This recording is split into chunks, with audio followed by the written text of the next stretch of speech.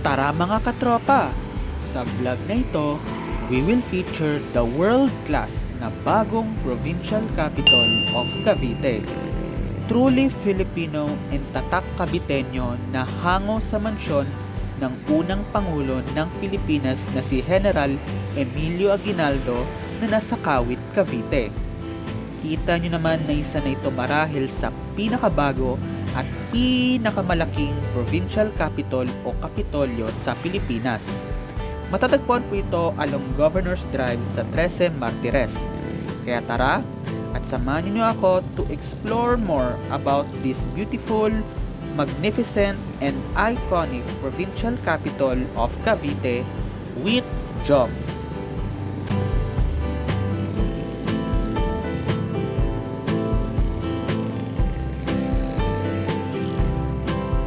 Isa sa mga features nito ay ang tower na napakataas.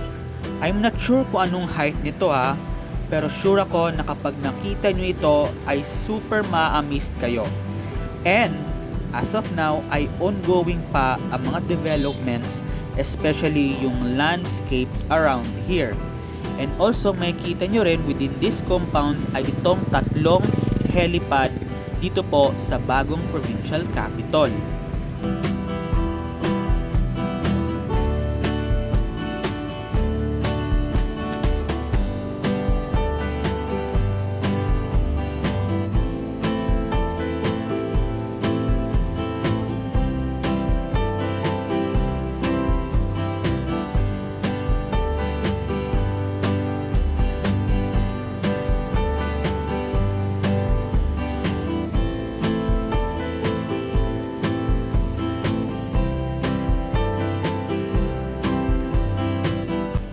Isa rin sa mga features nitong bagong provincial capital ng Cavite ay ang dalawang makasaysayang bantayog.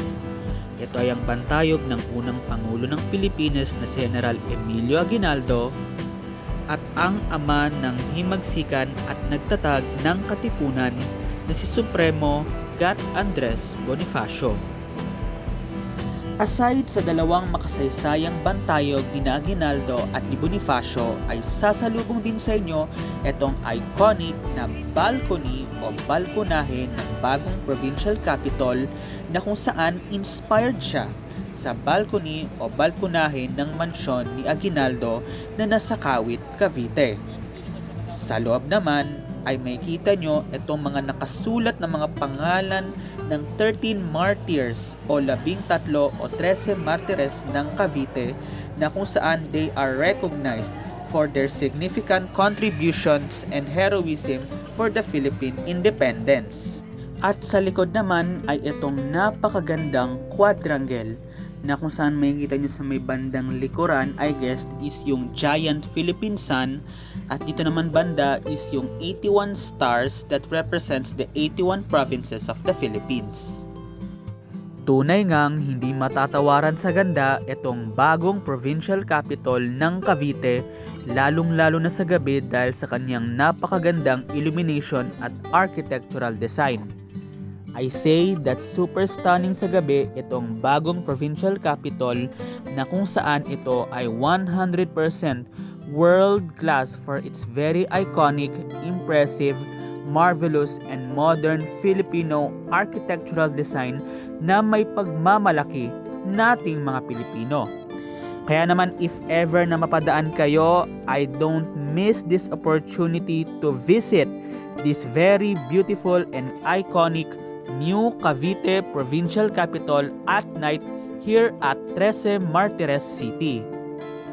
Maging ang loob ay hindi rin matatawaran for its impressive modern Filipino-inspired interior. Lalo na yung ceiling na kung saan inspired naman siya sa sun rays ng sun na nasa Philippine flag. I hope in the near future ay ma-explore pa natin even more itong bagong provincial capital ng Cavite. Tunay ngang pang world class talaga at may pagmamalaki natin itong mga Pilipino sa buong mundo. Kaya manatiling updated sa mga susunod pa nating sightseeing vlogs.